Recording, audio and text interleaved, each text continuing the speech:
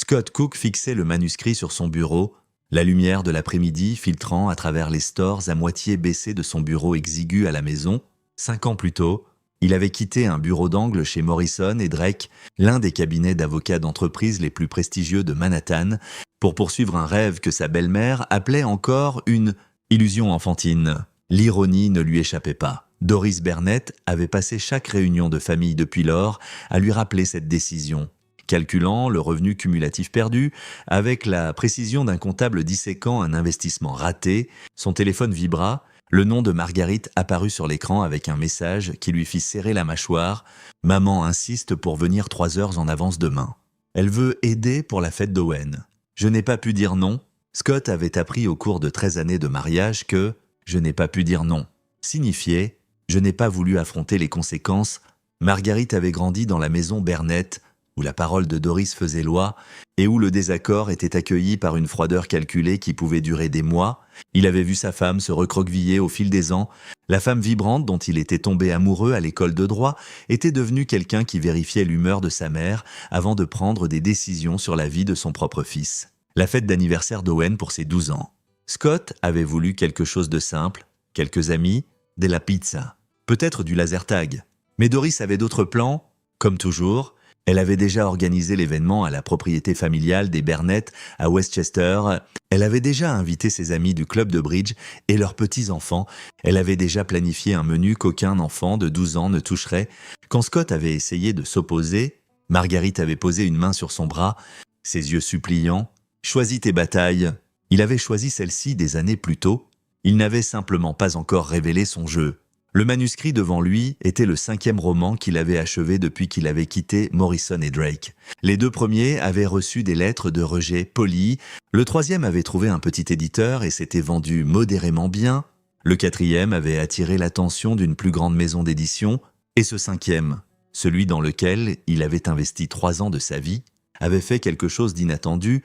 Scott ouvrit le tiroir de son bureau et en sortit la lettre. Il l'avait lu tant de fois au cours des 2 dernières semaines que les plis commençaient à s'user. L'entête appartenait à Meridian Studios. L'offre à l'intérieur représentait plus d'argent qu'il n'en aurait gagné en 15 ans chez Morrison et Drake.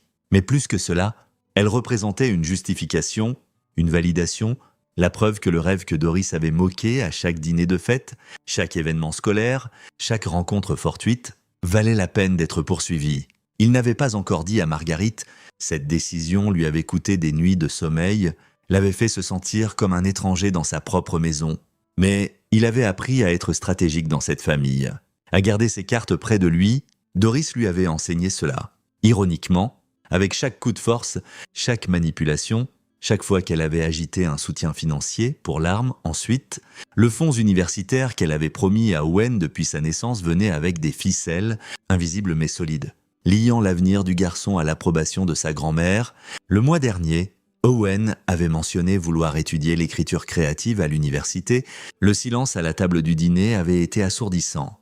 Doris avait posé son verre de vin avec un soin délibéré et dit « Nous en discuterons quand tu seras assez grand pour comprendre les vraies perspectives de carrière ».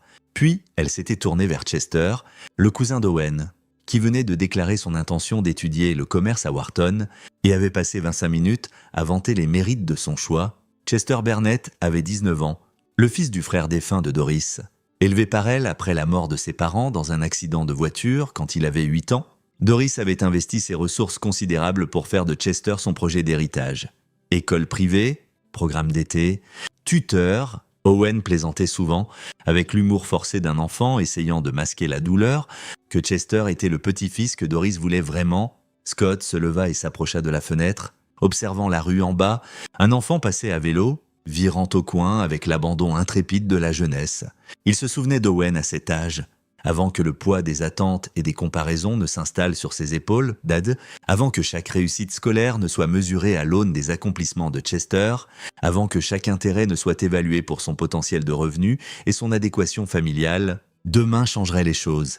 Demain, Scott montrerait la lettre à son fils, mais seulement après que Doris ait joué sa dernière carte. Il avait collecté des preuves pendant des mois. Enregistrements, de commentaires dévalorisants, documentation des cadeaux conditionnels assortis d'ultimatums. Témoignages d'amis qui avaient vu les dommages, mais son arme réelle était plus simple. Il n'avait plus besoin de l'argent des Burnett. Et Owen non plus. La liberté que cette connaissance procurait était enivrante.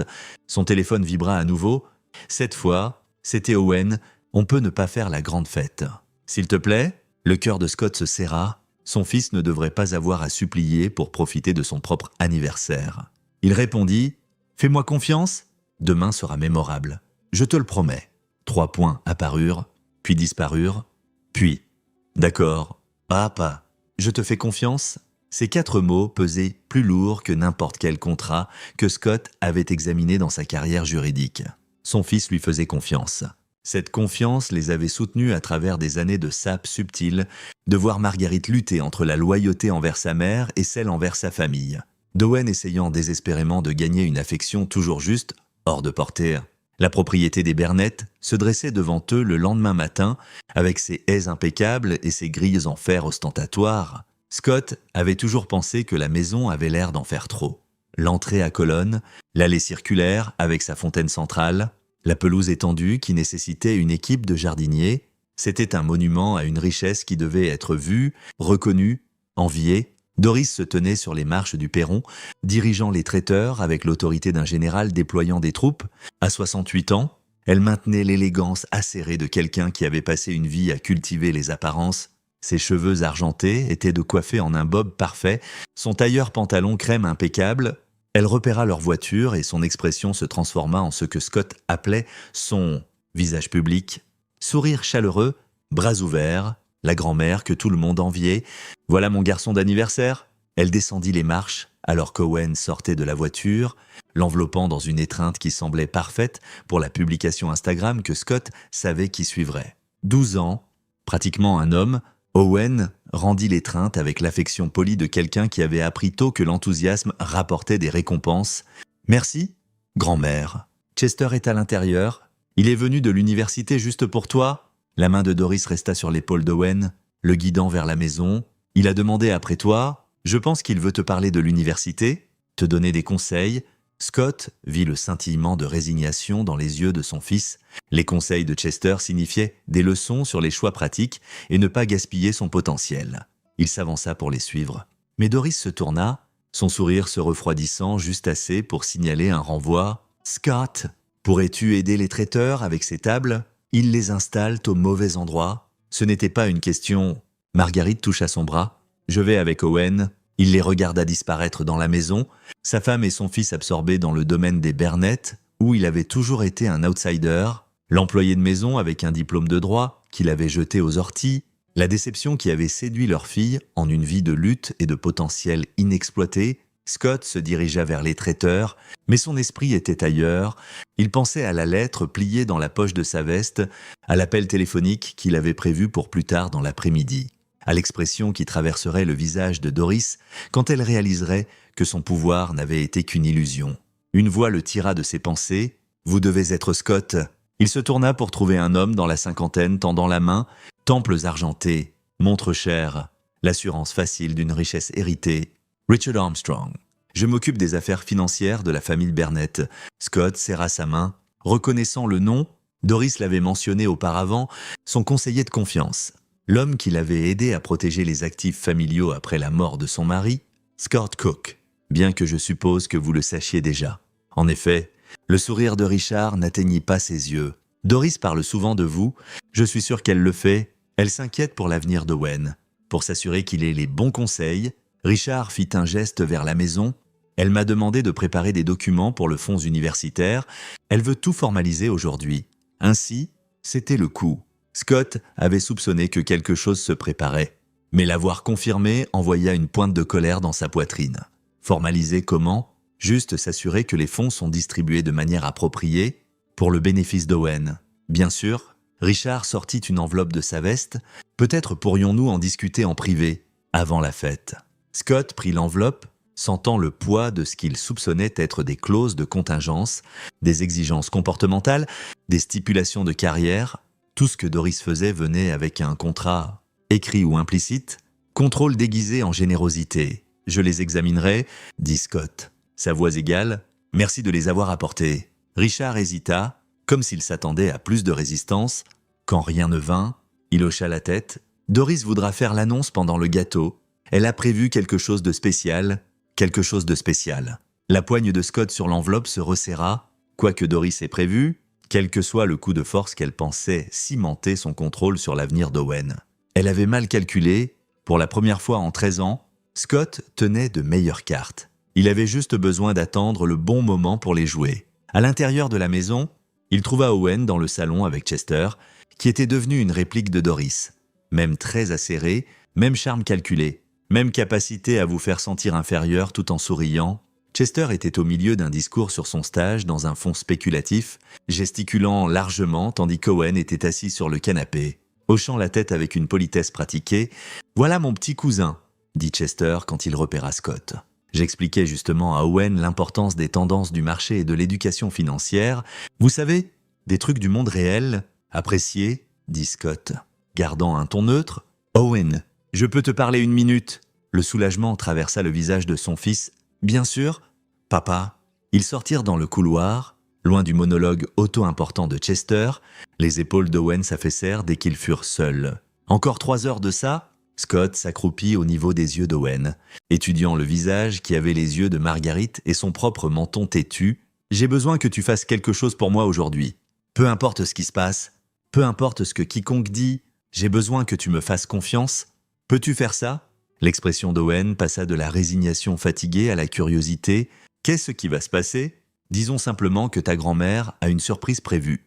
Et j'en ai une aussi. » Scott serra l'épaule de son fils. « La tienne est meilleure. » Un sourire tira les lèvres d'Owen. Le premier véritable que Scott avait vu toute la matinée, c'est à propos de pourquoi tu as été si secret ces derniers temps. Peut-être ? Et pourquoi toi et maman avez été bizarres l'un avec l'autre ? La poitrine de Scott se serra.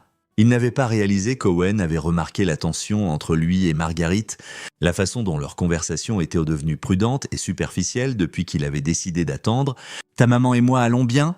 Nous naviguons juste dans des trucs familiaux compliqués, des trucs de grand-mère, de la bouche des enfants ? Ouais, des trucs de grand-mère. » Owen jeta un coup d'œil vers le salon où la voix de Chester ronronnait. « Parfois, j'aimerais que les choses soient différentes.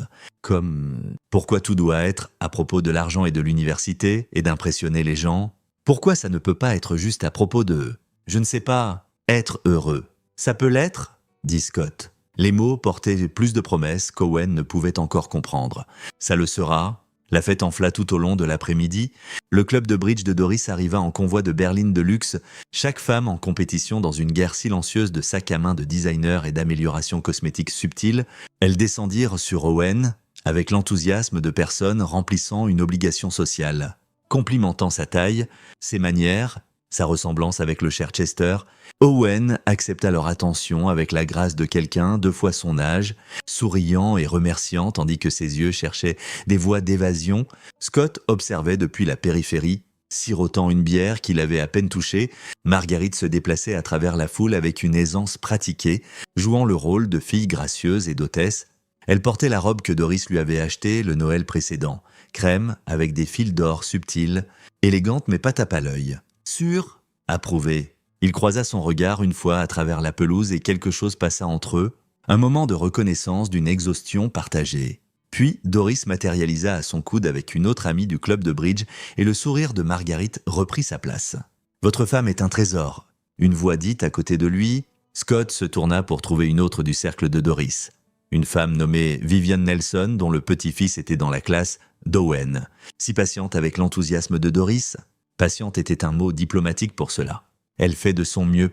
Ça doit être dur cependant. Le regard de Viviane était acéré derrière ses lunettes de soleil de designer. Être mariée à quelqu'un qui a abandonné une carrière si prometteuse. J'ai entendu que vous étiez un avocat assez doué avant de décider de poursuivre cette affaire d'écriture. Cette affaire d'écriture, Scott avait entendu des variations de ce rejet pendant 5 ans. Je suis toujours un avocat agréé, juste pas en exercice. Exact. Parce que l'écriture de romans va si bien, le sourire de Viviane aurait pu couper du verre. Doris a mentionné que vous travaillez sur votre quoi ? 5e, 6e livre. Une telle dévotion à un hobby ? Avant que Scott puisse répondre, un tumulte près de la maison attira l'attention de tous. Chester avait émergé avec plusieurs de ses amis d'université, tous en polos de designer et montres chères. Avec l'arrogance décontractée de jeunes hommes qui n'avaient jamais fait face à de vraies conséquences, ils portèrent des caisses de bière artisanales et une bouteille qui ressemblait à un whisky haut de gamme. La fête est ici, annonça Chester à des rires épars de son groupe. Scott vit le visage d'Owen s'assombrir. C'était censé être sa fête, mais elle était absorbée dans l'orbite de Chester comme tout le reste dans l'univers des Burnett.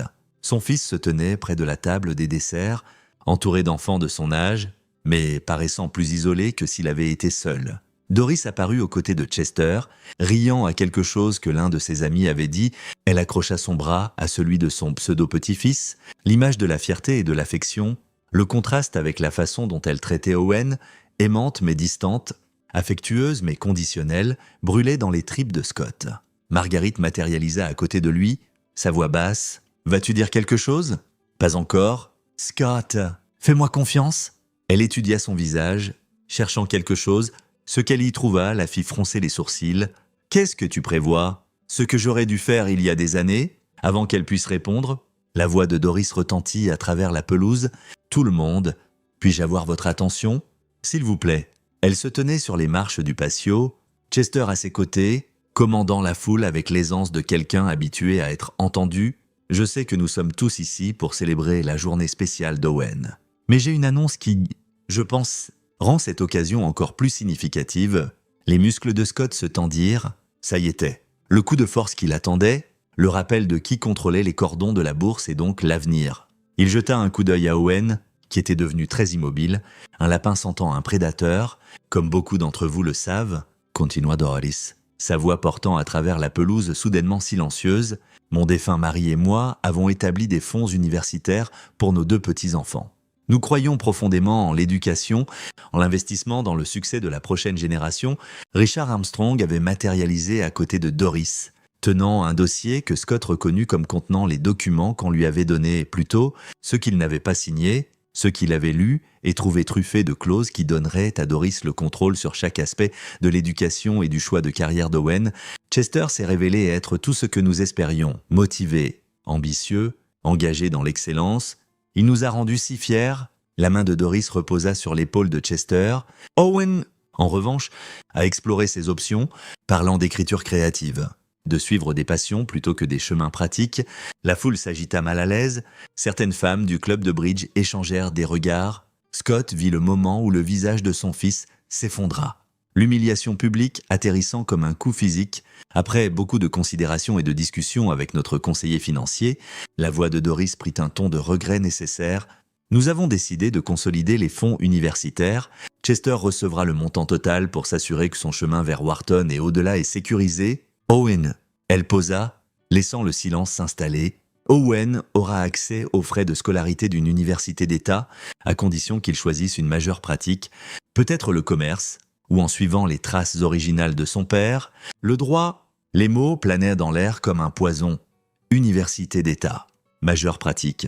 Le message implicite était clair. Tu n'es pas assez bon, assez intelligent, assez digne de l'investissement que nous avons fait en Chester.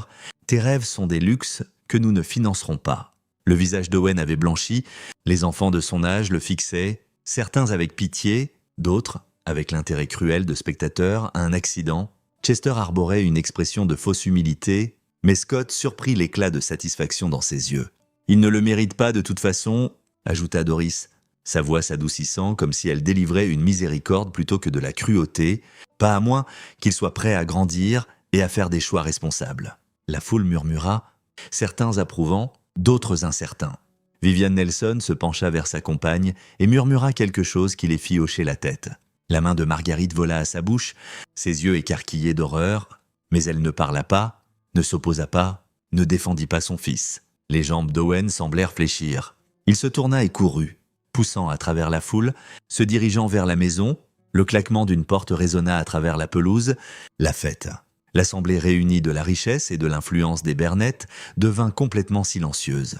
Scott attendit 3 battements de cœur, 4, les laissant mijoter dans l'inconfort de ce qu'ils venèrent de voir, les laissant se souvenir de ce moment. Puis il posa sa bière et suivit son fils, ne disant rien à eux, pas un mot à Doris, pas un regard à Chester, pas même une reconnaissance du murmure de Marguerite. « Scott !» Attends. Il trouva Owen dans une chambre d'invité à l'étage, recroquevillé sur le lit, le visage pressé dans un oreiller pour étouffer les sanglots qui secouaient ses épaules. Scott ferma la porte derrière lui et s'assit au bord du lit, sa main reposant sur le dos de son fils. « Je suis désolé. La voix d'Owen était étouffée, brisée. « Je suis désolé d'être une telle déception. » Les mots brisèrent en quelque chose dans la poitrine de Scott. « Écoute-moi. » Il attendit qu'Owen se tourne vers lui, des larmes coulant sur son visage. « Tu n'es pas une déception. Tu n'es pas indigne. Tu n'es pas moins que Chester ou quiconque dans cette foule. Mais grand-mère, ta grand-mère vient de faire la plus grande erreur de sa vie. » Scott sortit la lettre de la poche de sa veste, les plis usés, mais les mots encore nets et clairs. « J'attendais pour te montrer ça. J'allais attendre plus tard, le rendre plus dramatique, mais je pense que tu as besoin de le voir maintenant. » Owen prit la lettre avec des mains tremblantes, ses yeux scannant l'entête de Meridian Studios, les chiffres qui suivaient, les mots droits d'adaptation cinématographique. Et avance à 7 chiffres et distribution internationale, Scott observa l'expression de son fils se transformer. Choc, confusion, compréhension lentement naissante. C'est réel, très réel. Le livre sur lequel j'ai travaillé pendant 3 ans, un studio l'a acheté, pas juste acheté, ils le transforment en film. Et ils ont payé assez d'argent pour que tu puisses aller à n'importe quelle université que tu veux, étudier ce que tu veux. Le fonds universitaire de grand-mère, Scott garda sa voix stable, contrôlée. Nous n'en avons pas besoin, nous n'en avons jamais eu besoin. Mais l'esprit d'Owen courait clairement, essayant de traiter. Pourquoi n'as-tu dit à personne? Parce que j'avais besoin de savoir quelque chose d'abord. Scott prit les mains de son fils. J'avais besoin de savoir que quand le masque tomberait, quand Doris montrerait ses vraies couleurs, tout le monde le verrait. J'avais besoin de témoins de la cruauté, de la manipulation, du contrôle. Et j'avais besoin que tu vois que son approbation, son argent, ses conditions, rien de tout ça n'importe. Tu vas réussir, pas grâce aux Burnett, mais malgré eux. Owen fixa la lettre, ses larmes coulant encore, mais pour des raisons différentes maintenant. Ses mains tremblaient, tandis qu'il la relisait, comme s'il craignait que les mots disparaissent. Papa, ça veut dire vraiment, vraiment. Scott serra son fils dans ses bras. Tu peux étudier l'écriture créative. Tu peux aller à n'importe quelle école qui t'accepte sur ton mérite. Tu peux dire à ta grand-mère exactement ce qu'elle peut faire avec son amour conditionnel. Owen se recula et Scott vit quelque chose de nouveau dans ses yeux. Pas juste du soulagement ou de la joie, mais quelque chose de plus dur, de la colère, une fureur justifiée pour les années à se sentir moins que, à voir ses rêves rejetés, à compétir pour une affection qui aurait dû être donnée librement. Le garçon devenait quelqu'un qui n'oublierait pas ce moment, qui l'utiliserait comme carburant. « Je veux leur montrer, » dit Owen, sa voix plus stable qu'elle ne l'avait été toute la journée. « Je veux qu'ils sachent. » Scott sourit. Ce n'était pas un sourire gentil. « Alors descendons. » Ils descendirent les escaliers ensemble, père et fils, unis dans leur objectif. La fête avait repris en leur absence, mais l'énergie était atténuée, mal à l'aise. Les gens se tenaient en groupe, parlant à voix basse. Doris tenait court près du patio, Richard Armstrong à ses côtés, Chester divertissant ses amis. Marguerite se tenait seule près de la table des desserts, paraissant perdue. Owen marcha droit à travers la foule, la lettre serrée dans sa main. Les gens le remarquèrent, les conversations mourant à son passage. Au moment où il atteignit les marches du patio où se tenait Doris, tout le monde regardait.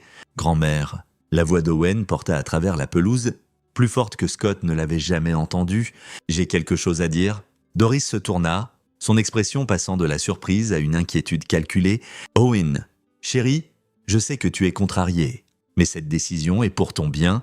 Papa a vendu son livre ?» Owen leva la lettre. « À un studio de cinéma pour plus d'argent que ton fonds universitaire. Pour plus d'argent que tu n'en as jamais donné à quiconque. » La foule ondula de choc. Le visage de Doris devint très immobile. « Quoi ? Ça veut dire que je n'ai pas besoin de ton argent. Ça veut dire que je peux étudier ce que je veux. Ça veut dire... » La voix d'Owen se brisa légèrement, mais il poussa. « Ça veut dire que tu ne peux plus me contrôler. » Scott s'avança, posant une main sur l'épaule de son fils. Il croisa les yeux de Doris à travers l'espace entre eux et vit le moment où son monde bascula. Tout son pouvoir soigneusement construit, son levier, sa capacité à dicter les termes, partit en un instant. 7 chiffres, dit Scott calmement, mais dans le silence. Tout le monde l'entendit. Droit de distribution international. Il parle déjà d'une trilogie. Vivian Nelson laissa échapper un petit rire. Surprise et quelque chose comme du plaisir, les femmes du club de bridge échangèrent des regards qui n'étaient plus apitoyés. Le sourire de Chester s'était figé sur son visage. L'expression de Richard Armstrong suggérait qu'il recalculait rapidement des scénarios financiers. Marguerite se déplaça à travers la foule. ses talons claquant sur la pierre. Elle atteignit Owen et le serra dans une étreinte farouche, et Scott vit qu'elle pleurait. « Je suis tellement désolée, murmura-t-elle, mais assez fort pour que les autres entendent. Je suis tellement désolée de ne pas l'avoir arrêté. » Le visage de Doris avait passé par plusieurs couleurs, rouge, puis blanc, puis un mélange marbré des deux. C'est « Vous nous avez menti, gardez des secrets, fait croire à nous, fait croire que vous aviez un pouvoir que vous n'avez pas gagné. » Scott l'interrompit, sa voix tranchante. « Vous faire croire que l'argent égalait l'amour, que les conditions égalent les soins. Je n'ai pas menti, Doris. Je n'ai simplement pas partagé d'informations avec quelqu'un qui a prouvé pendant 13 ans qu'on ne pouvait pas lui faire confiance. Comment osez-vous me parler comme ça dans ma propre maison?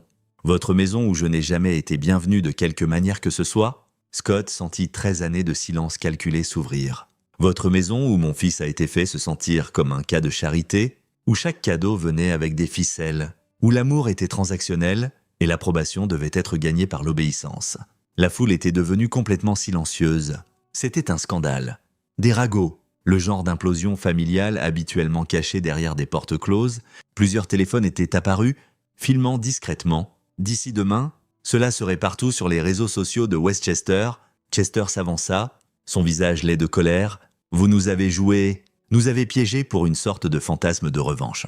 J'ai documenté des abus, corrigea Scott. Il y a une différence. Et pour info, Chester, ce fonds universitaire que vous venez d'hériter, profitez-en parce que vous allez en avoir besoin de chaque centime quand vous réaliserez que l'approbation de Doris est la seule chose que vous avez. Pas de personnalité, pas de vraies compétences. Juste l'argent d'une femme âgée et des rêves non réalisés projetés sur vous. » Les mains de Chester se serrèrent en poing. Pendant un moment, Scott pensa qu'il pourrait vraiment frapper. Qu'il le fasse, devant tous ces témoins, que tout le monde voit le vrai caractère derrière l'image du garçon d'or. Mais Richard Armstrong posa une main sur le bras de Chester, le retenant. L'esprit de l'avocat travaillait clairement, calculant les conséquences, les ramifications légales. « Je pense, dit-il prudemment, que ce pourrait être un bon moment pour que tout le monde parte. »« Excellente idée, » approuva Scott. Il regarda Owen. L'appel du garçon d'anniversaire « Veux-tu rester ?» Owen regarda la foule assemblée, les femmes du club de bridge murmurant, les amis d'université mal à l'aise et incertains, les enfants de son âge fixant avec des expressions mixtes, puis il regarda sa grand-mère qui était devenue très immobile et pâle, son monde soigneusement construit s'effondrant autour d'elle. « Non !» dit Owen simplement, « je veux rentrer à la maison. » « Alors nous rentrons à la maison. » Scott se tourna vers Marguerite. « Tu viens ?» Elle n'hésita pas. « Oui !» Ils marchèrent à travers la foule ensemble, une unité familiale pour la première fois en années. Derrière eux, la voix de Doris s'éleva, stridente et exigeante. « Si vous partez maintenant, vous n'êtes plus les bienvenus. Vous m'entendez? Pas dans cette maison, pas dans cette famille. » Scott ne se tourna pas. « Nous vous entendons, Doris. Nous nous en fichons simplement maintenant. » Le trajet de retour fut silencieux pendant les 5 premières minutes, puis Owen, assis à l'arrière, laissa échapper un son qui était mi-rire, mi-sanglot. Est-ce que ça s'est vraiment passé? Marguerite se tordit sur son siège, tendant la main en arrière pour prendre celle de son fils. Ça s'est passé, et le livre de papa va vraiment devenir un film. Vraiment, confirma Scott, croisant les yeux de son fils dans le rétroviseur. Le tournage commence au printemps prochain. Ils veulent que je sois impliqué dans l'adaptation du scénario. Ça va être toute une affaire. Pourquoi ne nous as-tu pas dit? La voix de Marguerite était calme, blessée sous la question. Les mains de Scott se serrèrent sur le volant. Parce que j'avais besoin de savoir quelque chose. J'avais besoin de savoir si, quand le moment viendrait, tu nous choisirais nous ou elle. Le silence s'étira. Puis la voix de Marguerite, à peine un murmure. J'ai choisi mal pendant trop longtemps. N'est-ce pas? Ouais. Scott ne l'adoucit pas. Tu l'as fait? Je suis désolé. Elle pleurait maintenant. Des larmes calmes qu'elle n'essaya pas de cacher. « Je suis tellement désolé. Vous deux, je l'ai laissé me transformer en quelqu'un que je déteste. » Owen se pencha en avant, sa main sur l'épaule de sa mère. « On peut réparer ça? Hein? Tous ensemble. » Scott pensa aux années de dommages, aux moments de trahison, aux fois où Marguerite était restée silencieuse tandis que Doris diminuait leur fils. Pensa à la femme qu'il avait épousée par rapport à celle qu'elle était devenue sous l'influence de sa mère. L'écart entre elles semblait vaste, mais il pensa aussi au choix qu'elle avait fait aujourd'hui, marcher loin de la propriété des Bernett. de l'approbation de sa mère, de la prison confortable dans laquelle elle avait vécu, cela devait compter pour quelque chose. « Ouais !» dit-il enfin, « on peut essayer. » Ils s'engagèrent dans leur allée, la maison modeste dans un quartier de classe moyenne, que Doris avait toujours regardé avec un dédain à peine voilé. Scott n'en avait jamais été plus reconnaissant, c'était la leur, achetée avec son salaire du cabinet d'avocat avant qu'il ne quitte. Maintenu par une budgétisation prudente et le travail à temps partiel de Marguerite, pas de ficelles attachées, pas de conditions, juste une maison.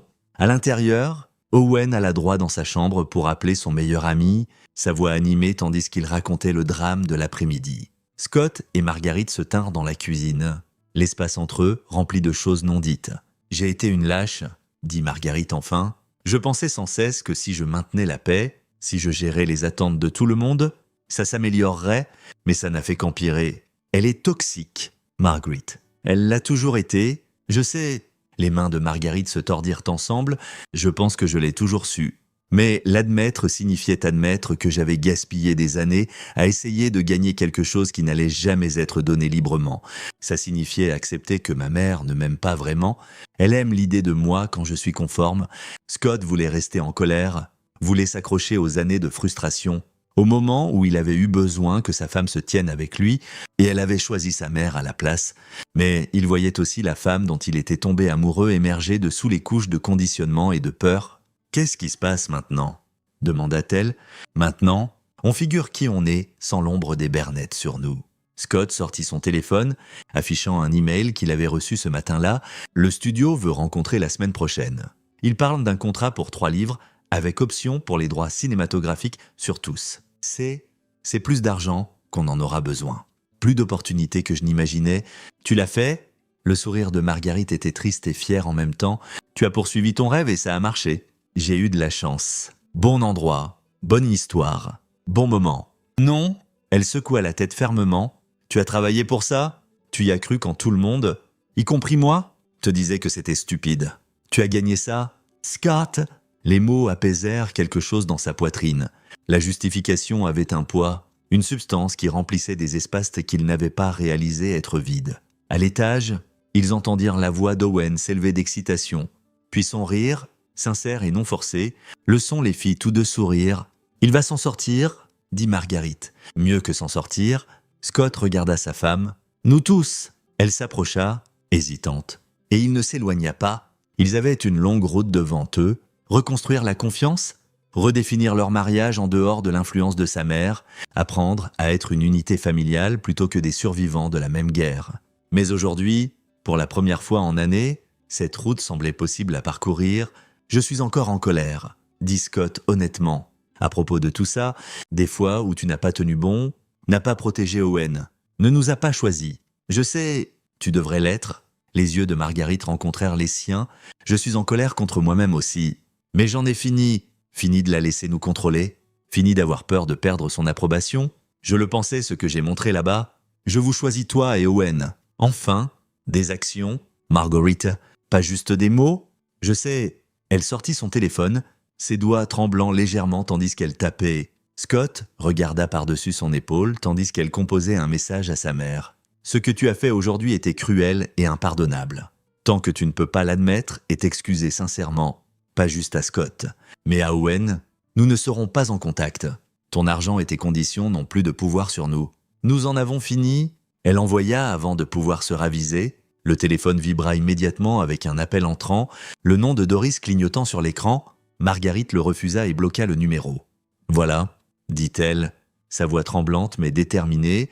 Premier pas, la colère de Scott ne disparut pas, mais elle se déplaça, fit place à quelque chose d'autre. De l'espoir peut-être, ou juste la possibilité de celui-ci.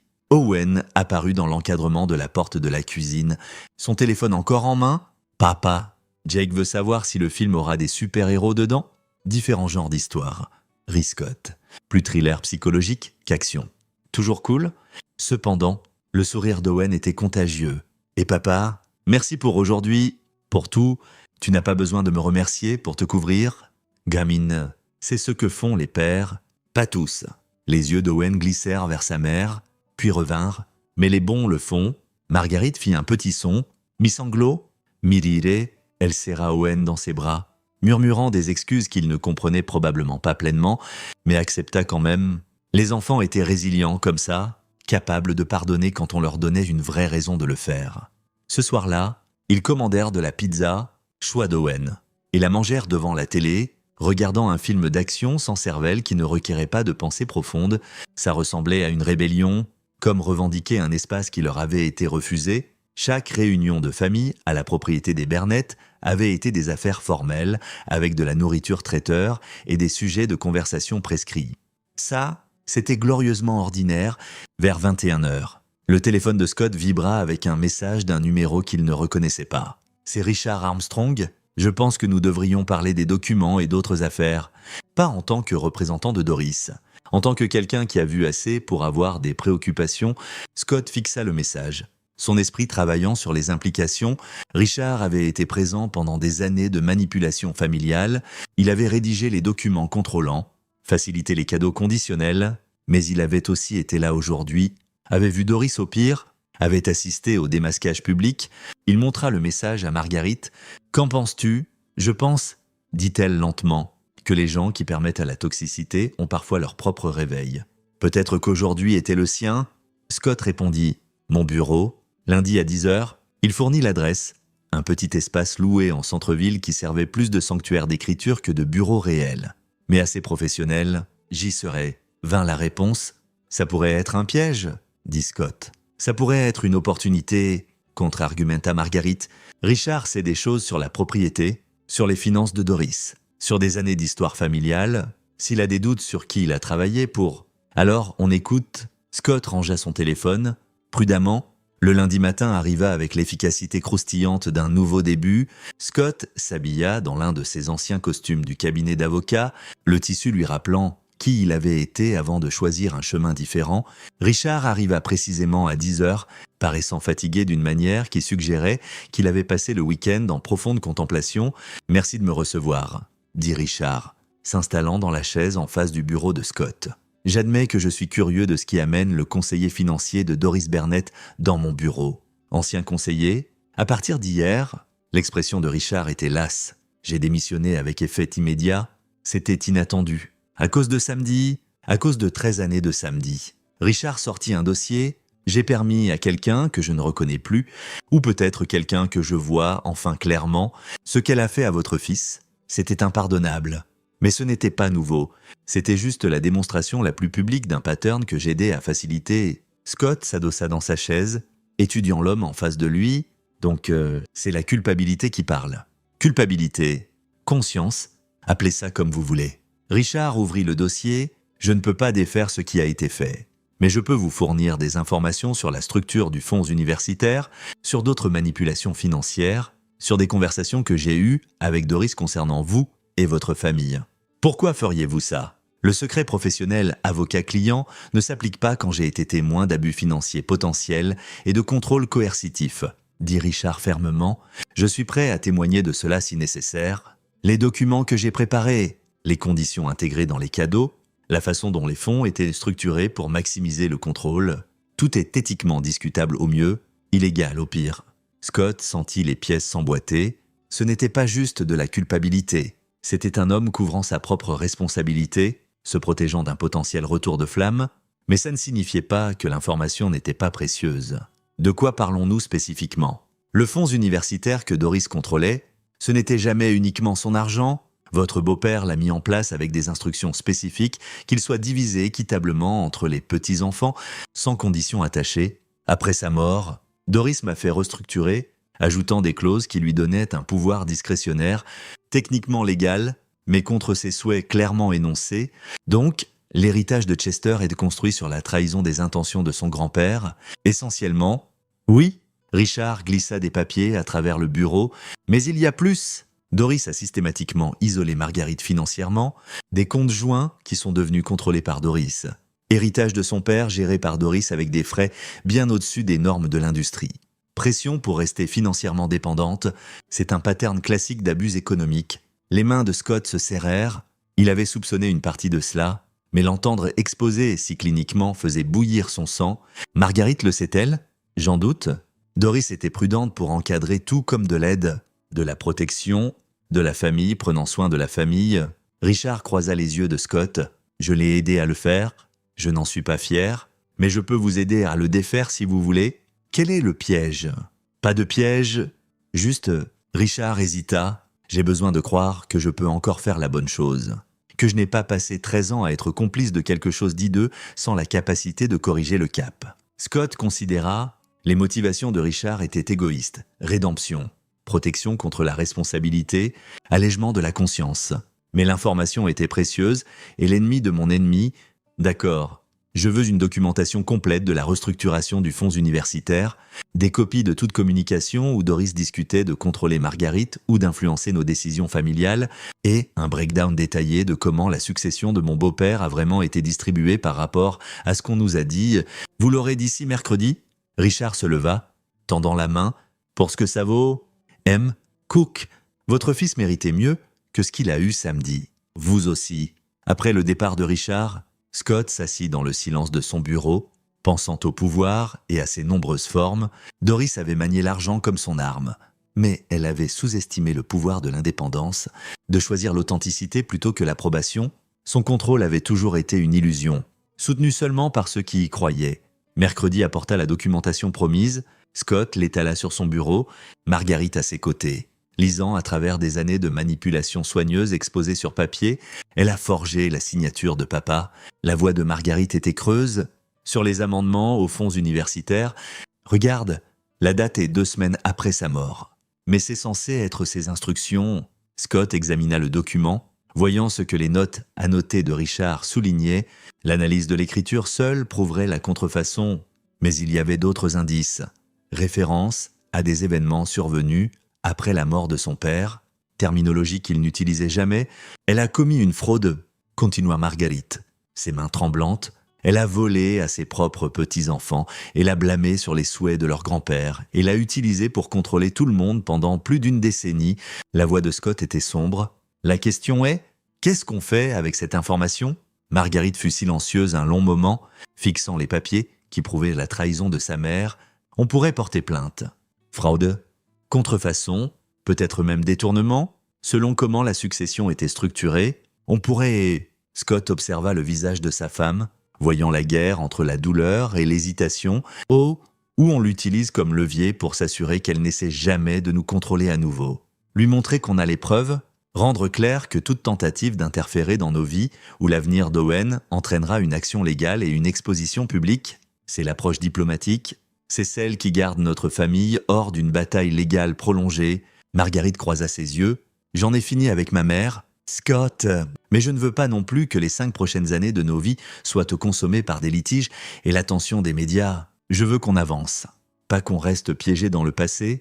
Scott comprenait, la partie vindicative de lui voulait voir Doris affronter les conséquences, voulait l'humiliation publique d'un procès, voulait que tous ceux qui avaient assisté à la catastrophe de samedi sachent l'étendue complète de ces manipulations.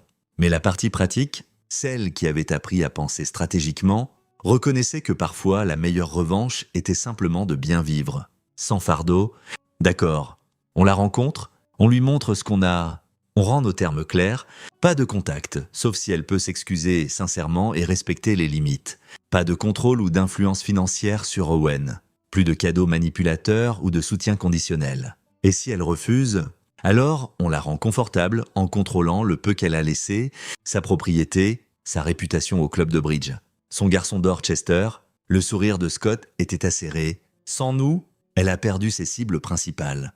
Parfois, la pire punition est l'irrélevance. Ils programmèrent une réunion pour la semaine suivante dans un lieu neutre, une salle de conférence d'avocats que Scott emprunta à un vieil ami de l'école de droit. Doris arriva exactement à l'heure, habillée d'une élégance taillée qui criait pouvoir et contrôle. Chester l'accompagnait, ainsi qu'un avocat que Scott ne reconnaissait pas, probablement quelqu'un que Richard avait recommandé avant son départ. « Je n'apprécie pas d'être convoqué », commença Doris, s'installant dans sa chaise avec l'air de quelqu'un accordant une audience plutôt qu'assistant à une réunion. « Et je n'apprécie pas que mon fils soit humilié publiquement », contre-argumenta Scott, gardant sa voix égale. « Pourtant nous y sommes. Vous vous êtes humilié vous-même avec ce petit spectacle à la fête d'Owen, gardant des secrets, mentant sur vos finances. Je n'ai pas menti. Je n'ai simplement pas partagé d'informations avec quelqu'un qui avait prouvé qu'on ne pouvait pas lui faire confiance. Scott glissa le premier dossier à travers la table en parlant de mensonges. Parlons de la succession de votre père. Marguerite reprit où il s'était arrêté, sa voix plus stable que Scott ne l'attendait. Ces documents montrent que vous avez forgé la signature de papa sur des amendements aux fonds universitaires, que vous avez restructuré sa succession contre ses souhaits explicites, que vous avez systématiquement contrôlé de l'argent qui était censé être le mien et l'avait utilisé comme levier.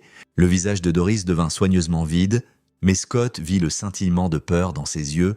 À côté d'elle, Chester se pencha pour examiner les documents, son expression s'assombrissant. « Ce sont des fabrications » dit Doris, mais sa voix manquait de conviction. « Ce sont des documents notariés de votre propre conseiller financier avec sa déclaration sous serment sur la fraude. » Le ton de Scott était factuel. « Richard Armstrong a déjà fourni un témoignage à un avocat qui est prêt à déposer si on donne le mot. » L'avocat que Doris avait apporté paraissait de plus en plus mal à l'aise, feuilletant les papiers avec une alarme croissante. Il se pencha pour murmurer quelque chose à Doris, dont le visage pâle rougit. « Vous traîneriez votre propre famille dans un procès public, exposer tout ça? Vous avez traîné notre fils dans une humiliation publique ?» Marguerite dit. « Vous avez passé 13 ans à nous faire sentir petits, sans valeur, dépendants. Oui, mère, j'exposerai absolument cela. Vous ne nous avez laissé aucun choix en refusant de nous voir comme autre chose que des pièces d'échecs dans vos jeux de contrôle. » Chester était devenu très silencieux, lisant les documents avec une compréhension naissante. « Grand-mère, ces dates, cette signature, vous m'avez dit que grand-père voulait consolider le fonds universitaire, que c'était son idée d'investir plus dans mon avenir. C'était son idée. Chester, ces documents sont arrêtés. » La voix de Chester était tranchante. « Arrêtez juste, j'ai vu vous manipuler tout le monde pendant des années, me suis dit que c'était juste votre façon de vous soucier. Mais ça, il leva l'un des documents forgés, c'est de la fraude, c'est criminel, espèce d'ingrat. Non !» Chester se leva abruptement. « J'en ai fini, la fête d'Owen était assez grave. Mais ça, je ne ferai plus partie de ça. » Il regarda Scott et Marguerite. « Je suis désolé pour tout, j'aurais dû dire quelque chose il y a des années. » Il sortit, laissant Doris le fixer avec une expression de pur choc. Son garçon d'or, son projet d'héritage, l'abandonnant, ce sont nos termes, dit Scott, ramenant l'attention de Doris. Vous nous laissez tranquilles, pas de contact avec Owen sauf s'il l'initie, pas de manipulation financière, pas de tentative de contrôler ou d'influencer nos vies. En échange, ces documents restent privés, et si je refuse, alors on porte plainte. Et l'histoire de la fraude de Doris Burnett contre sa propre famille devient un dossier public. Chaque ami du club de bridge, chaque contact social, chaque personne qui a assisté au désastre de samedi, ils sauront tous la vérité complète. L'avocat de Doris s'éclaircit la gorge. « Madame Burnett, je vous conseille fortement d'accepter ces termes. Les preuves ici sont substantielles. Et la publicité serait... Je comprends ce que serait la publicité. » Doris claqua. Elle se tourna vers Scott et Marguerite, et pour la première fois, Scott la vit vraiment battue, tout son pouvoir soigneusement construit, tout son levier parti. « Bien, vos termes, mais ne venez pas ramper quand vous aurez besoin. Nous n'aurons besoin de rien de vous. » Marguerite interrompit. « C'est tout le point. Mère, nous n'en avons jamais eu besoin. Vous m'avez juste convaincu que j'étais incapable sans votre aide. Mais j'en ai fini de croire ça. » Ils laissèrent Doris assise dans la salle de conférence, diminuée et seule avec son avocat. Dans le parking, Marguerite laissa échapper un souffle tremblant. « Je n'arrive pas à croire que Chester est parti. Ce n'est pas un mauvais gamin, » dit Scott. « Juste un élevé par quelqu'un qui lui a enseigné les mauvaises valeurs. Peut-être que c'est son réveil à lui aussi. Peut-être... » Marguerite s'appuya contre leur voiture. « Est-ce mal que je me sente soulagée ? Comme si un poids avait été levé. Ça s'appelle la liberté. » Scott la serra dans ses bras. « Félicitations pour l'avoir trouvé. » Les mois qui suivirent apportèrent des changements qui ondulèrent à travers chaque aspect de leur vie. La production du film commença, amenant Scott dans un monde de scénarios et de lieux et de décisions créatives qui semblaient surréalistes et exaltants. L'avance et les paiements subséquents signifiaient une sécurité financière qu'il n'avait jamais connue. Pas la richesse à l'échelle de Doris, mais confortable, indépendante, détachée. Owen se jeta dans son écriture avec une passion renouvelée. N'étant plus alourdi par l'attente que ses intérêts étaient frivoles, son professeur d'anglais le connecta à un programme d'écriture pour jeunes adultes, et à l'automne, il avait complété sa première collection de nouvelles, Marguerite reprit elle-même les études, s'inscrivant dans un programme de master en psychologie du conseil. « Je veux aider les gens à reconnaître les dynamiques familiales toxiques », expliqua-t-elle à Scott un soir au dîner. « J'ai gaspillé tant d'années sans voir ce qui était juste devant moi. Peut-être que je peux aider les autres à ne pas faire les mêmes erreurs. » Chester contacta 3 mois après la confrontation, demandant à rencontrer pour un café. Scott accepta. Curieux du jeune homme qui avait marché loin du contrôle de sa grand-mère, « Je transfère d'université », dit Chester, remuant son latte avec une énergie nerveuse. « Passe Wharton, quelque part où je veux vraiment aller, étudiant quelque chose qui me tient à cœur, les sciences environnementales. Bien pour toi, je vois aussi un thérapeute. » Il s'avère que être élevé par Doris a fait des ravages dans ma tête et le sourire de Chester était ironique, qui savait que l'amour conditionnel et la comparaison constante pouvaient créer des problèmes.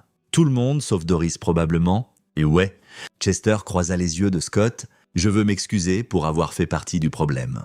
Pour avoir bénéficié de la façon dont elle traitait Owen, pour ne pas avoir parlé plus tôt, j'étais si pris dans le rôle de l'enfant d'or que je ne voyais pas à quel point tout était toxique. Tu étais un gamin élevé dans une situation difficile. Tu n'es pas responsable des choix de Doris ? Pause, Scott. Mais tu es responsable des tiens en avançant. Quel genre de personne veux-tu être ? Le genre qui ne rend pas l'amour conditionnel, qui ne mesure pas la valeur par les accomplissements ou les comptes en banque. » La mâchoire de Chester se serra avec une détermination qui rappelait à Scott Marguerite quand elle avait enfin choisi sa famille. Le genre qui aurait défendu Owen au lieu de rester silencieux pendant qu'il était humilié. C'est un bon début. Ils se rencontrèrent régulièrement après ça, pas tout à fait amis, mais travaillant vers quelque chose comme une famille, sans l'influence empoisonnée de Doris. Chester visita pour Noël, apportant des cadeaux réfléchis et un intérêt sincère pour l'écriture d'Owen. Les frères, cousins vraiment, mes frères, dans les façons qui comptaient, commencèrent à construire une relation libre de compétition et de comparaison. Doris elle-même resta absente, une présence silencieuse définie par son absence. Occasionnellement, Marguerite recevait des rapports par des parents éloignés. Doris était devenue de plus en plus isolée. Son club de bridge, moins intéressé par quelqu'un dont le drame familial était devenu un spectacle public. La propriété qui avait autrefois été le centre de rassemblements sociaux se tenait tranquille. Comme si même la maison s'était retirée du monde. « As-tu déjà ressenti de la culpabilité ?» demanda Marguerite à Scott un soir, un an après la fête d'anniversaire désastreuse d'Owen, à propos de comment les choses ont fini. « Non !» La réponse de Scott fut immédiate et honnête. Elle a fait ses choix, nous avons simplement arrêté de les permettre, mais elle est seule maintenant, isolée par son propre design. Nous ne l'avons pas isolée, nous avons juste refusé d'être contrôlés. Il y a une différence. Scott prit la main de sa femme. Si elle voulait des résultats différents, elle pourrait s'excuser, elle pourrait reconnaître le mal qu'elle a causé, elle pourrait essayer de construire de vraies relations au lieu de transactionnelles. Elle n'a rien fait de tout ça. Je sais, Les yeux de Marguerite étaient tristes. Elle est encore ma mère, et tu es encore sa fille. Mais tu es aussi la mère d'Owen, ma femme, et ta propre personne. Ces relations méritent ta priorité. 2 ans après la fête d'anniversaire, la première nouvelle d'Owen gagna un concours d'écriture pour jeunes, avec un prix qui incluait une publication dans un magazine national, l'Histoire. Un récit à peine voilé d'un garçon apprenant à se valoriser indépendamment des attentes de sa famille, résonna avec les juges et les lecteurs. Scott encadra la pièce publiée et l'accrocha dans la chambre d'Owen à côté du contrat de Meridian Studios qui avait changé leur vie. 2 morceaux de papier qui représentèrent la liberté, la validation et le courage de choisir l'authenticité plutôt que l'approbation. « Papa !» Owen se tenait dans l'encadrement de la porte, regardant les cadres. T'es-tu déjà demandé ce qui serait arrivé si le livre n'avait pas vendu ? Si on avait vraiment eu besoin du fonds universitaire de grand-mère ? Tous les jours, Scott serra son fils dans une étreinte latérale.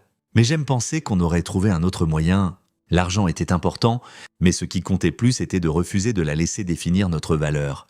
J'avais l'habitude de penser que j'avais besoin qu'elle m'aime. Owen admit que si je pouvais juste être assez bon, assez intelligent, assez quoi que ce soit, elle me verrait comme elle voyait Chester.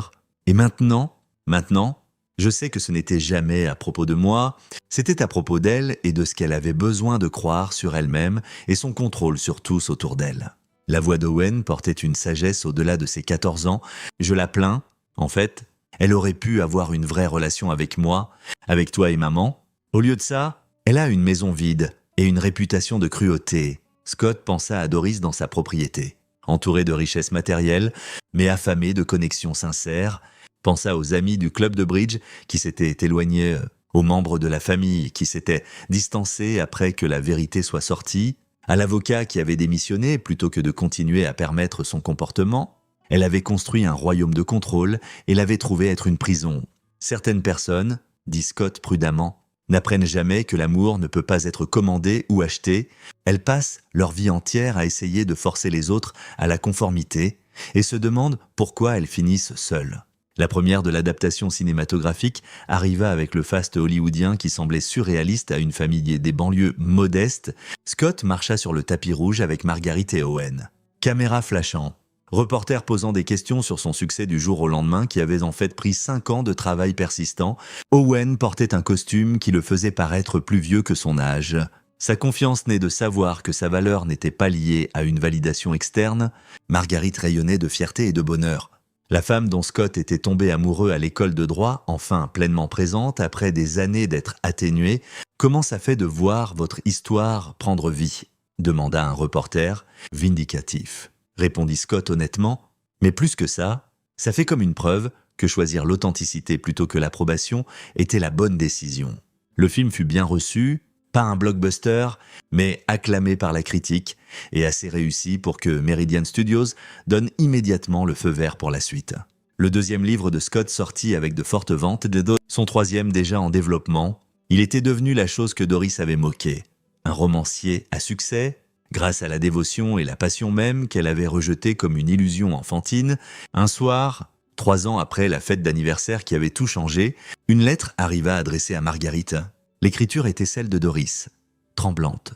Plus âgée que Marguerite ne s'en souvenait. « Devrais-je l'ouvrir » demanda-t-elle à Scott. « C'est ta décision. » Marguerite brisa le sceau, scannant le contenu. Son expression changea. « Surprise !» Puis quelque chose de compliqué. « Elle est malade ? Cancer du poumon. Stadefila. » Elle demande, la voix de Marguerite se brisa, elle demande si on serait prêt à visiter. Scott sentit des émotions conflictuelles guerroyer dans sa poitrine. Sympathie pour quelqu'un affrontant la mortalité. Colère pour des années de manipulation. Lassitude que cela pourrait être un autre coup de force. « Que veux-tu faire ?»« Je ne sais pas. » Marguerite posa la lettre. « Une partie de moi veut refuser, la laisser affronter ça seule. Comme elle nous a fait nous sentir seuls si longtemps. Mais c'est ta mère et tu es une meilleure personne qu'elle. Je ne veux pas regretter de ne pas essayer une dernière fois. » Marguerite croisa ses yeux. Même si rien ne change, même si elle ne peut pas vraiment s'excuser ou reconnaître ce qu'elle a fait, je pense que j'ai besoin de la voir pour ma propre clôture. Pas la sienne ? Ils y allèrent ensemble. Scott, Marguerite et Owen. La propriété des Bernett paraissait diminuer d'une certaine façon. Les jardins moins impeccables, la maison moins imposante. Doris elle-même avait vieilli dramatiquement, la maladie et l'isolement prenant leur tribut. Elle était assise dans un fauteuil roulant dans la véranda, enveloppée de couvertures malgré la journée chaude. « Vous êtes venu ?» dit-elle, et sa voix tenait une surprise sincère. « Nous l'avons fait !» Marguerite s'assit en face de sa mère, maintenant une distance physique et émotionnelle. « Votre lettre disait que vous vouliez nous voir. Je voulais... » Les mains de Doris tremblèrent, et Scott ne pouvait dire si c'était de la maladie ou de l'émotion. « Je voulais voir Owen, voir ce qu'il est devenu. » Owen s'avança, n'étant plus le garçon dévasté de 12 ans de la fête d'anniversaire. « Je suis là, grand-mère. » Doris l'étudia, la posture confiante, l'épingle d'auteur publiée sur sa veste, les yeux clairs qui ne tenaient ni peur ni besoin de son approbation. « Tu t'es bien débrouillé ? Tu écris « J'ai lu l'histoire publiée. Merci. » Elle était assez critique envers le personnage de la grand-mère. Elle était honnête sur les dynamiques familiales toxiques. La voix d'Owen était égale, gentille, mais inflexible. Si vous vous y êtes vu, peut-être que c'est quelque chose à réfléchir. Pendant un long moment, Doris fut silencieuse, puis, à peine audible. « Je suis désolée. » Marguerite se pencha en avant. « Pourquoi spécifiquement ? Pour... » Le visage de Doris se froissa. « Pour tout ça ? Pour avoir rendu l'amour conditionnel ? Pour avoir utilisé l'argent comme contrôle ? Pour avoir humilié Owen à sa fête ? Pour avoir volé des années à vous, en vous faisant peur de perdre mon approbation ?» Des larmes tracèrent sur ses joues ridées. Pour être le genre de personne dont mon mari aurait eu honte, pour avoir trahi ses souhaits sur le fonds universitaire, pour avoir éloigné tous ceux qui auraient pu vraiment se soucier de moi. L'excuse plana dans l'air, crue et douloureuse. Scott chercha des signes de manipulation. d'émotions stratégiques conçues pour regagner le contrôle, mais tout ce qu'il vit fut une femme mourante, affrontant les conséquences de ses choix, avec rien de plus à perdre. Je n'attends pas le pardon, Doris continua. Je voulais juste que vous sachiez que je comprends ce que j'ai fait, que je suis désolé pour les dommages que j'ai causés, que vous aviez raison de vous protéger. Et Owen, de moi, Marguerite pleurait maintenant, des années de douleur et de colère et d'amour endommagés se déversant. Vous auriez pu nous avoir tous. Nous voulions vous aimer, vous ne nous avez juste pas laissé le faire sans ficelle. Je sais, Doris tendit une main tremblante. Et après une hésitation, Marguerite la prit. J'avais si peur d'être irrelevante, de perdre le contrôle, que j'ai détruit les relations mêmes qui auraient pu me donner ce dont j'avais vraiment besoin. Je suis désolé, chérie, je suis si profondément désolé. Ils restèrent 1 heure, parlant avec plus d'honnêteté qu'ils n'en avaient partagé en 20 ans. Doris demanda sur l'écriture d'Owen, sur les livres de Scott, sur le travail de master de Marguerite. Elle écouta sans jugement, sans essayer de rediriger ou contrôler. Ce n'était pas une rédemption. Trop de dommages avaient été faits pour ça, mais c'était une reconnaissance. Alors qu'ils se préparaient à partir, Chester arriva, paraissant aussi surpris de les voir qu'il l'était de le voir. « J'ai visité », expliqua-t-il, essayant de, je ne sais pas, figurer s'il y a quelque chose qui vaut la peine d'être sauvé. « Nous faisions juste la même chose », dit Scott. « Avez-vous trouvé quelque chose ?» Scott regarda en arrière vers Doris, diminué et sincère dans son remords. « Peut-être. Le temps le dira. » Ils rentrèrent en silence contemplatif. Enfin, Owen parla de l'arrière. « Le pardon signifie-t-il oublier ce qui s'est passé ?»« Non, » dit Marguerite fermement. « Ça signifie accepter que c'est arrivé, choisir de ne pas laisser ça empoisonner ton avenir, et avancer avec des limites intactes. Ta grand-mère s'est excusée, ça compte, mais ça n'efface pas le passé ou ne requiert pas qu'on prétende que tout va bien. Alors, qu'est-ce qu'on fait ? On visite occasionnellement si on veut, dit Scott.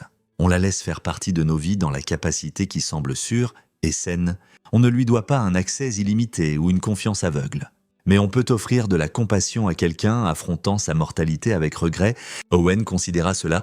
Je pense que j'aimerais visiter parfois, peut-être lui lire certaines de mes nouvelles histoires, pas parce que j'ai besoin de son approbation, mais parce que je ne sais pas, parce que peut-être qu'il n'est jamais trop tard pour que les gens changent de même un peu. C'est très mature de ta part, dit Marguerite, la fierté évidente dans sa voix. J'ai appris de papa. Owen croisa les yeux de Scott dans le rétroviseur.